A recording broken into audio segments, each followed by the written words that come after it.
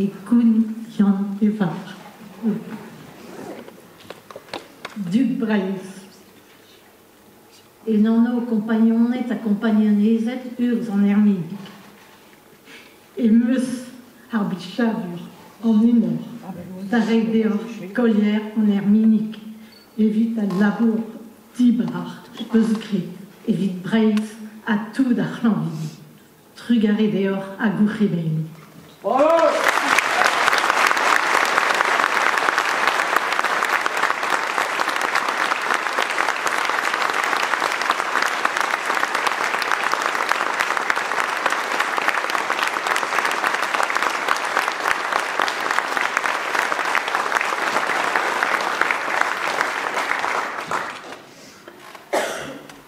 Des Madonnol, de Charentro, met en brez moma grallen. Non ke gwest da komz brezonek, komz arren breman egalek.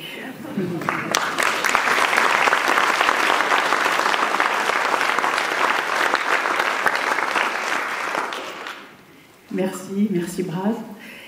Yannick est là, et il faut savoir que cette distinction, elle nous concerne tous les deux.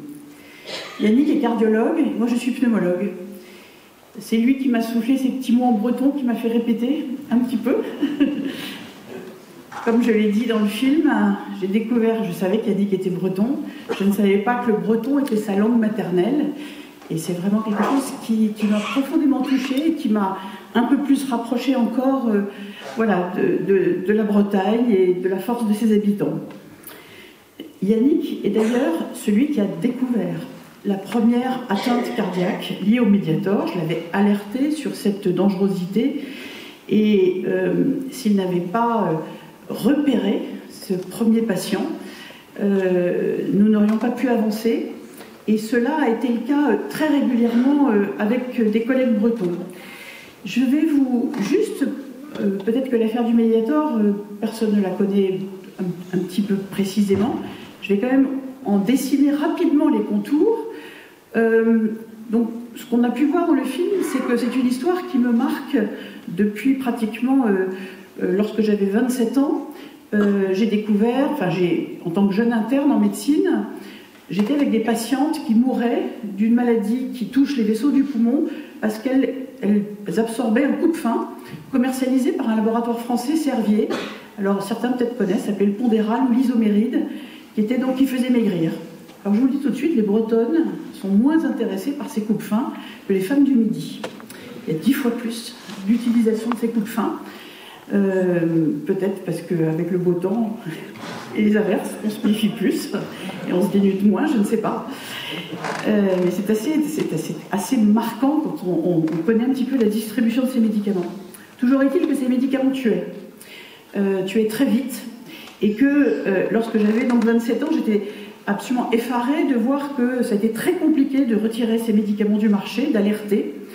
Ils ont été commercialisés aussi aux États-Unis. Et ça a été à l'origine un immense scandale aux États-Unis. Et ce qui m'avait beaucoup indigné à l'époque, c'est deux choses. La première, c'est que le laboratoire français Servier avait sciemment commercialisé, maintenu ses produits sur le marché en France, dans le monde entier, puis aux États-Unis, avec des actes absolument caractérisés de corruption des experts pour obtenir des autorisations auxquelles ils n'auraient jamais eu droit autrement. Donc, ils ont même exercé aux États-Unis des méthodes d'intimidation dignes de Barbouze sur les médecins et les scientifiques qui se battaient pour faire retirer et alerter sur la dangerosité de ces médicaments. Tout ceci se passait dans les années 90 et ces produits ont été retirés du marché en 1997. Et c'est l'année où je suis venue suivre mon mari qui fait des cartes marines à Brest. Moi, j'étais parisienne. Et en arrivant à Brest, c'était aussi le moment où cette affaire se dénouait. Et puis, j'ai créé à Brest, avec mon collègue Yannick Jobic, un centre d'expertise de ces maladies très rares qui étaient, entre autres, provoquées par ces coupes-faim. Mais ces coupes-faim étaient en principe retirés complètement du marché depuis 1997. Et 10 ans plus tard, c'est-à-dire en 2007, je suspecte un antidiabétique des laboratoires Servier d'être proche de ces coupes-fins, parce que j'avais été alertée par des collègues et par certaines revues médicales indépendantes. Et c'est là où tout commence, avec une première patiente qui nous avait été adressée par l'hôpital de Saint-Brieuc, et sur lequel je me dis, mais c'est bizarre, cette antidiabétique, cette dame, elle a une maladie rare, qui est la même que celle qui touchait les jeunes femmes qui prenaient des coupes-fins et qui mouraient en 1 à 2 ans. Et je me renseigne, et je m'aperçois que, d'une part, il y a d'autres patients, et puis surtout, des patients atteints des valves cardiaques. Et ça, c'est la collaboration avec Yannick Jobic, puis avec un autre cardiologue breton remarquable, Yves Etienne. Et on avance, on va observer ces valves, on va avant, puis de plus en plus, ça ressemble à ce qui s'était passé dans les années 90. Et donc, moi, je me retourne vers le laboratoire, avec les médecins qui travaillent sur la vigilance sur les médicaments, qui lui demandent quel est le lien entre Mediator et Isoméryl et Pondéral, ces coupes-fins des années 90, en principe interdits partout. Et nous avons une réponse qui est que ça n'a strictement rien à voir, ce sont des molécules qui sont radicalement différentes. Et donc, je me suis dit à ce moment-là que je m'étais trompée, et qu'il n'y avait probablement pas de lien entre ces... Je m'étais un petit peu monté le bourrichon, d'autant plus que le Mediator était commercialisé depuis 1976. Et nous étions donc, lors de ces interrogations, en 2007-2008. Donc 30 ans quand même, c'est étonnant, pratiquement sans alerte. C'est grâce à la poursuite d'investigation que finalement j'ai mis la main sur des formules chimiques, et petit à petit, bien que je ne sois pas chimiste, j'ai fini par, en tripotant ces dessins de molécules, me dire mais en fait c'est exactement la même chose, le Mediator, que ces coupes-fins, et c'est dissimulé.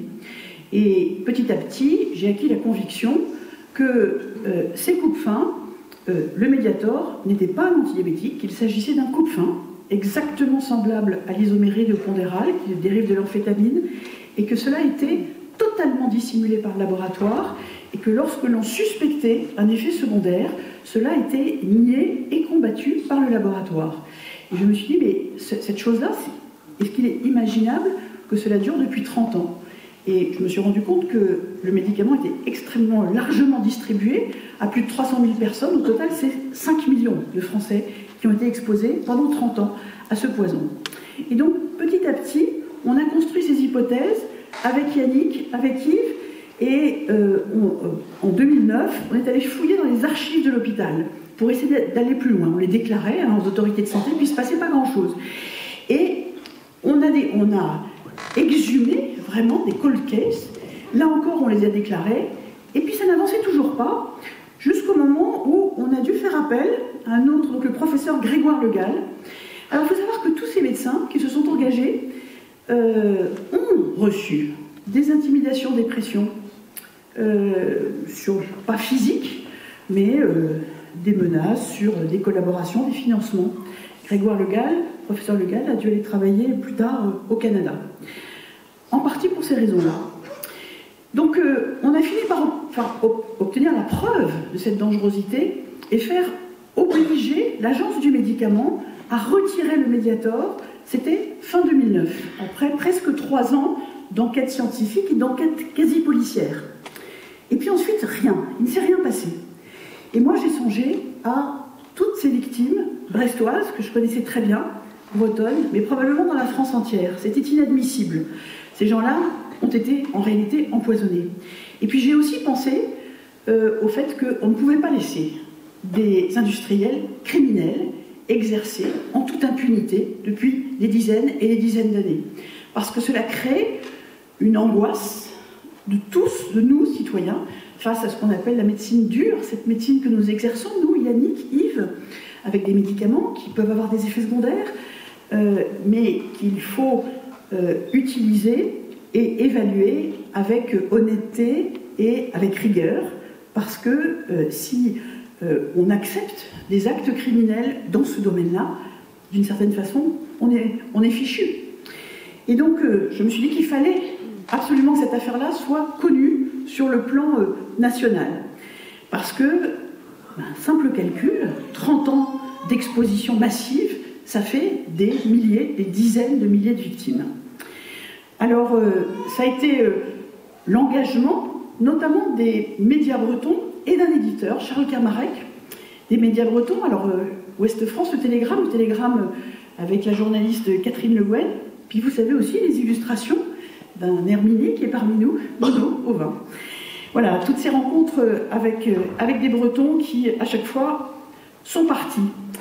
On a pu donc publier un livre qui a été aussitôt censuré en justice, et puis, petit à petit, pendant l'été 2010, on a pu, justement avec l'aide des médias, avec l'aide d'un certain nombre aussi d'hommes politiques, de citoyens, de médecins, faire finalement éclater le scandale.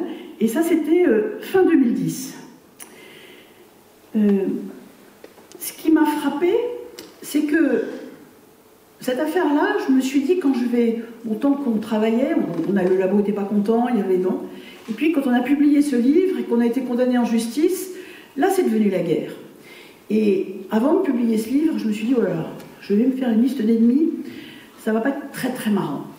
Ce que je ne suspectais pas, c'était que derrière, il y aurait, comme je le dis dans le film, l'engagement et le soutien, d'abord au sein de mon hôpital, de la hiérarchie, et puis ensuite au niveau de la ville, de façon tout à fait unanime, et je dirais, alors, pardon de le dire, mais à Paris, tout était contre nous. Les sociétés savantes, l'Académie de médecine. Il y avait partout des coalitions qui se formaient, y compris au sein des cardiologues, pour contrer cette affaire-là et dénigrer nos alertes, car Servier était et est toujours un sponsor majeur de ces sociétés savantes, de ces différents médecins, des sociétés de cardio, comme ils ont pu l'être aussi, de sociétés de pneumologie.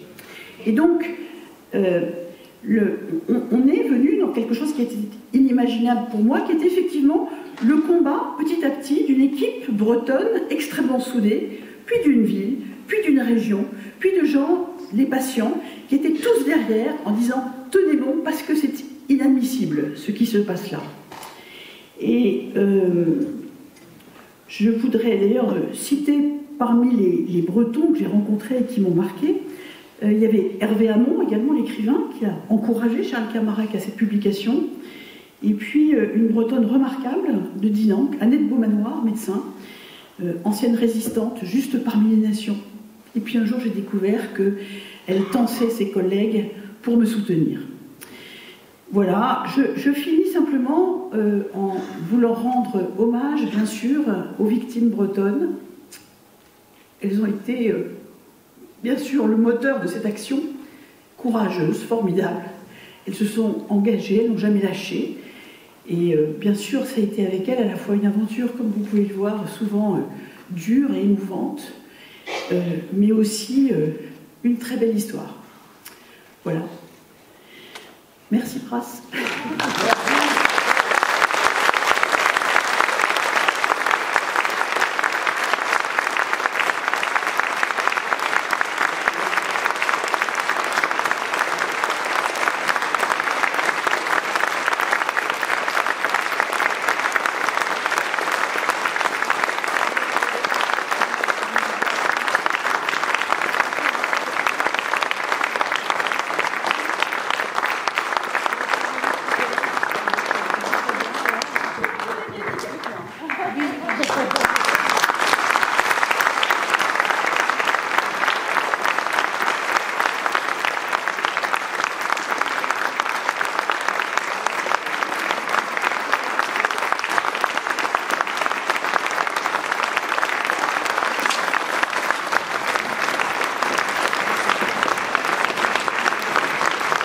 Om Brezonnek, mais Muske Diske Brezonnek. Donc, le cas de la case droit, dans le Mozart. Donc, c'était beaucoup plus facile. En tout cas, je remercie Irène pour tout ce qu'elle a fait. Elle a mené une bataille incroyable. Et donc, elle a gagné. Et on a fait une équipe, on ne peut pas tout vous raconter, mais on a fait une équipe superbe. Donc, merci à vous.